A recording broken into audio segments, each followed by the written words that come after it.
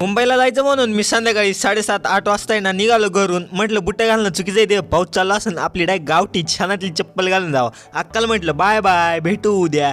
दाजीनं म्हटलं चला बरं सोडा आम्हाला पटकन स्टँडवर सोडून या, म्हणजे तुमच्या मोठ्या गाडीमध्ये काही टेन्शनच नाही आम्हाला. मग काय हो संगत मग स्टँडवरून डायरेक्ट आपल्याने इंटरनॅशनल आहे खतरनाक कॉलेजच्या पोरांची आन बान शान म्हणजेच लालपरीत बसून गेलो. डायरेक्ट नाशिक रोडला उतरलो आणि नाशिक रोडला उतरल्या तिथं पण पावसाचं वातावरण कसं टाईटमध्ये वाटू राहिले. पाऊस बिऊस चालू, छत्र्या घेऊन काढल्या छत्र्या आणि त्याच्यामध्ये या तावडीने दिले माझ्या दोन्ही बॅग. अरे म्हणजे तुम्ही विचार केला की मी किती सहन करीत असेल, किती दुःख सहन करीत असेल. इकडून एक बॅग तिकडून एक बॅग आणि जड तर विचारूच नका किती असेल. त्याच्यानंतर आपण स्थानकावर पदार्पण झालो आणि तिथं गेले मला झोप यायला लागली. डायरेक्ट काळस यायला लागला आणि आपली ट्रेन तर यायला लय टाईम होता. अद्याशी वाजले होते 1:45 आणि आमची ट्रेन होती ती म्हणजे 2 वाजता. तर झालं कसं ताई झोपली तर चालम पण मी झोपता कामा नाही, कारण मी तिला घेऊन चाललोय, तिने मला घेऊन चालली. आपली चप्पल इकडं पण कशी चमचम